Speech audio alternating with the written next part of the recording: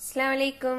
ഞാനിന്നൊരു beef കറി എങ്ങനെയാണ് ഉണ്ടാക്കുന്നതെന്ന് നോക്കാം. ഒരു എളുപ്പത്തിലൊരു ബീഫ് കറി എങ്ങനെ ഉണ്ടാക്കുന്നതെന്ന് നോക്കാം നമുക്ക്. ഓക്കെ, അതിന് ഞാനിവിടെ 4 ഉള്ളി കട്ട് ചെയ്ത് വെച്ചിട്ടുണ്ട്. അതിന്റെ കൂടെ തന്നെ 2 തക്കാളി, ഒരു 3 പച്ചമുളക്, പിന്നെ ഒരു വലിയ കഷ്ണം ഇഞ്ചി, പിന്നെ എന്താ പറയാ 4-5 വെളുത്തുള്ളിയും കൂടെ ചതച്ചിട്ട് എല്ലാം കൂടെ മിക്സ് ചെയ്ത് വെച്ചിട്ടുണ്ട്. ഇവിടെ ഞാൻ 1 കിലോ ബീഫ് കഴുകി വൃത്തിയാക്കി വെച്ചിട്ടുണ്ട്. ഓക്കെ, ഇനി നമുക്കിത് എങ്ങനെയാണ് ഉണ്ടാക്കുന്നതെന്ന് നോക്കാം. അതിന് വേണ്ടിയിട്ട് ഞാനിവിടെ ഒരു കുക്കർ വെച്ചിട്ടുണ്ട്. അതിലേക്ക് ഒരു 2 ടേബിൾ സ്പൂണ് വെളിച്ചെണ്ണ ഒഴിച്ച്, ഓക്കെ, വെളിച്ചെണ്ണ ഒഴിച്ചിട്ട് അതിലേക്ക് ഞാനിവിടെ വെച്ച ഉള്ളി, തക്കാളി, പച്ചമുളക്, ഇഞ്ചി, വെളുത്തുള്ളി എല്ലാം വെച്ചിട്ടില്ലേ, അതൊക്കെ കൂടെ ഇടാൻ, അതൊക്കെ ഇട്ടിട്ട് ഒന്ന് മിക്സ് ചെയ്യാം. പിന്നെ ഇതിന് മുളക് പൊടി ഇട്ടിട്ട് ലാസ്റ്റ് ഒന്ന് ഫ്രൈ ചെയ്യുന്ന പോലെ ആക്കുന്നുണ്ട് കേട്ടോ. അപ്പോൾ എന്താ ചെയ്യേണ്ടതെന്ന് വെച്ചാൽ പച്ചമുളകിന്റെ എണ്ണം നിങ്ങളുടെ എരിവിനനുസരിച്ച് കൂട്ടുകയും കുറയ്ക്കുകയും വേണം. പിന്നെ മുളകിന്റെ എരിവ് ഉണ്ടാകും. ഇതിലിപ്പോൾ ഞാനൊരു പൊടികൾ ഇടുന്നില്ല, അത് ലാസ്റ്റാണ് ഇടുന്നത്. അപ്പോൾ എന്ത് ചെയ്യണോ, പിന്നെ അതും കൂടെ നിങ്ങൾ ആലോചിച്ചിട്ട് വേണം പച്ചമുളക് ഇടാൻ. ഓക്കെ, അപ്പോൾ ഇത് ജസ്റ്റ് ഒന്ന് വഴറ്റാം, ബീഫ് ഇടാം, എന്നിട്ട് ഇതൊന്ന് വേവിക്കാം.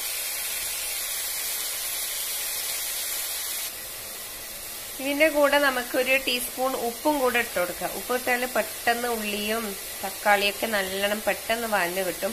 പക്ഷെ അതിക്ക് നമ്മൾ ജസ്റ്റ് ഒന്ന് വഴഞ്ഞാൽ മതി കേട്ടാ.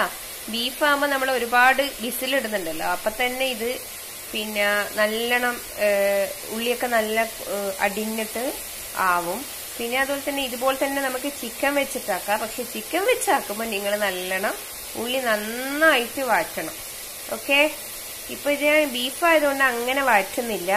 ജസ്റ്റ് ഒന്ന് ഇതിന്റെ ഒരു കളർ മാറുമ്പോൾ ബീഫും കൂടെ ഇട്ടിട്ട് ഞാനിത് വേവിക്കുക ചെയ്യാം.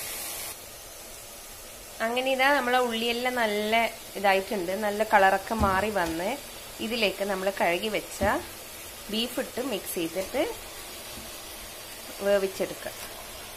ബീഫ് ഇടാ, പിന്നെ ഉപ്പ് നോക്കിയിട്ട് ഉപ്പ് ഇട്ട് കൊടുക്കുക. നമ്മൾ ഉള്ളിയിൽ കുറച്ച് ഉപ്പിട്ടിട്ടുണ്ട്, അതിന്റെ കൂടെ നമ്മൾ കുറച്ചും കൂടെ ഉപ്പ് വേണമെങ്കിൽ ഉപ്പിട്ട് കൊടുക്കുക. എന്നിട്ട് വേവിച്ചിട്ട് ബീഫ് വേവുന്നവരെ വിസിലിട്ട് വേവിക്കുക. ഇതാ അങ്ങനെ ഞാനിതാ ബീഫിട്ട് മിക്സ് ചെയ്ത് ഞാൻ കുറച്ചും കൂടെ ഉപ്പ് ചേർത്തിട്ടുണ്ട്. ഉപ്പ് പോരായിട്ട് നിങ്ങൾ ഇതുപോലെ നോക്കിയിട്ട് ഉപ്പ് ചേർക്കണം കേട്ടോ.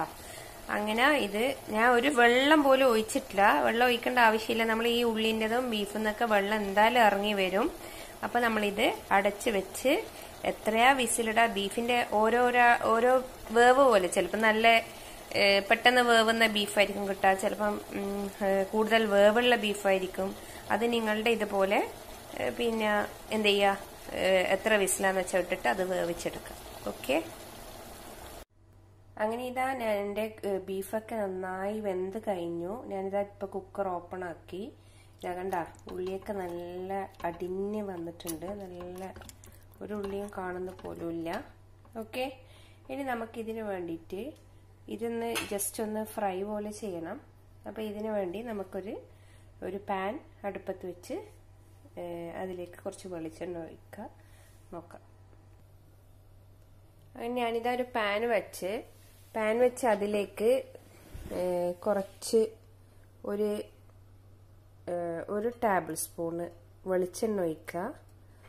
1 ടേബിൾ സ്പൂൺ വെളിച്ചെണ്ണ ഒഴിച്ചിട്ട് അധികം ചൂടാവണ്ട കേട്ടാ. ചൂടാവുന്നതിന് മുമ്പേ നമുക്കൊരു 1/4 ടീസ്പൂൺ മഞ്ഞള്, അധികം ചൂടാവാൻ പാടില്ല എണ്ണ, ഒരു 2 ടേബിൾ സ്പൂൺ മുളക് പൊടി. ഞാനിപ്പോ 1 കിലോ ആയതുകൊണ്ട് 2. അതിപ്പോ നിങ്ങൾക്ക് എരിവ് കുറവ് വേണ്ട ആൾക്കാരാണെങ്കിൽ അതിനനുസരിച്ച് മുളക് പൊടി ഇട്ടാൽ മതി കേട്ടാ. അപ്പൊ ഇത് ജസ്റ്റ് ഒന്ന് ഈ എണ്ണയിലൊന്ന് മൂപ്പിക്കാം. പിന്നെ അതിന്റെ കൂടെ ഇടേണ്ടത് കറിവേപ്പിലയാണ്. കറിവേപ്പില തണ്ടോടുകൂടി തന്നെ ഞാൻ ഇട്ടുകൊടുത്ത്, ചെറിയ തണ്ട, ഒന്നിന് പ്രശ്നമില്ല. കറിവേപ്പില ഇട്ടുകൊടുത്ത് അങ്ങനെ ഈ അധികം ചൂട് കൂടിയാൽ മുളക് കരിഞ്ഞു പോകും. അതുകൊണ്ട് ലോ ഫ്ലെയിമിലിട്ടിട്ട് വേണം ഇത് ആക്കാൻ. ആക്കി കഴിഞ്ഞതിന് ശേഷം നമ്മൾ ഈ വേവിച്ച് വെച്ച ബീഫ് ഇതിലേക്ക് ചെരിഞ്ഞു കൊടുക്കുക. അങ്ങനെ ഞാൻ വേവിച്ച ബീഫ് ഇതിലേക്ക് തട്ടിക്കൊടുത്ത്, പിന്നെ എനിക്ക് പറയാനുള്ളത് ഞാനിതാ ഇതിലുള്ള വെള്ളം കണ്ട ഞാൻ ഒരു തുള്ളി വെള്ളം പോലും ഒഴിക്കാതെയാ ബീഫ് വേവിച്ചത്. അപ്പൊ ഇതാ ഇത്രയും വെള്ളം അതിൽ വന്ന് കിടക്കുന്നുണ്ട്. അതുകൊണ്ട് ഞാൻ പറഞ്ഞ വെള്ളം ഒഴിക്കണ്ടാന്ന്. പിന്നെ അതുപോലെ തന്നെ മുളക് പൊടിന്റെ എരിവ് നല്ല വേണ്ടവർക്ക് മുളക് പൊടിന്റെ പിന്നെ ഇത് കൂട്ടാട്ടാമോ 2.5-3 ടേബിൾ സ്പൂണൊക്കെ ഇടാം. പിന്നെ പച്ചമുളകിന്റെ എരിവും ഉണ്ടാവും, അതും കൂടെ നോക്കിയിട്ട് വേണം ഇടാൻ വേണ്ടിയിട്ട്. പിന്നെന്താ പറയാന്, അതിന് ജസ്റ്റ് ഒന്ന് ഇതിലേക്ക് ഇനി വേണ്ടത് ഒരു 1/2 ടീസ്പൂൺ പിന്നെ ഗരം മസാലപ്പൊടിയും കൂടെ ഇടണം. പിന്നെ കുറച്ച് മല്ലിയില അതും കൂടെ ഇട്ട് നമ്മളുടെ കറി റെഡിയായി. ജസ്റ്റ് ഇതൊന്ന് എന്താ പറയാ തിക്കാവണം.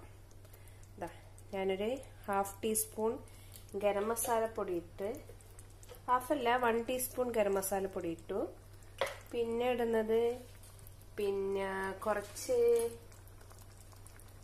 മല്ലിയില ഇട്ട് കൊടുക്കണം.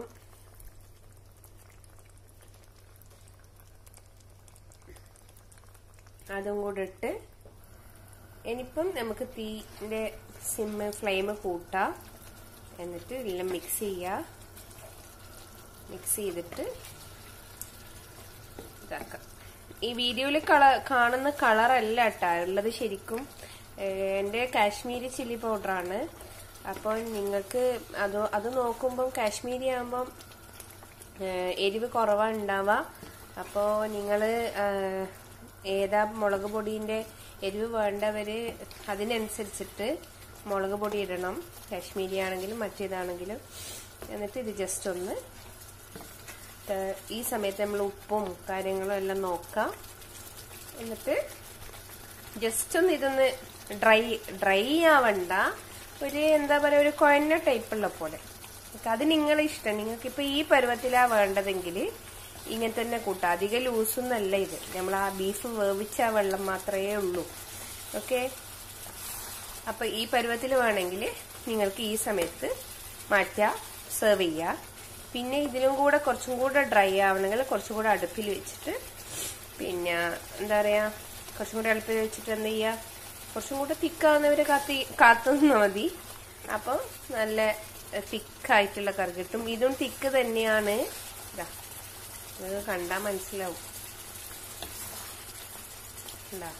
അപ്പൊ ഇതെന്തിന്റെ കൂടെ കഴിക്കാ, ചപ്പാത്തിന്റെ കൂടെ, പിന്നെ പത്തിരിന്റെ കൂടെ, പിന്നെ നെയ്പത്തിരിന്റെ കൂടെ, അങ്ങനെയൊക്കെ ഇത് കൂട്ടി കഴിക്കാൻ നല്ല ടേസ്റ്റുള്ള കറിയാണ്. എല്ലാവരും ട്രൈ ചെയ്ത് നോക്കണം. അങ്ങനെ ഞാൻ അടുത്തൊരു വീഡിയോ ആയിട്ട് വരുന്നത് വരെ മസ്സലാമ.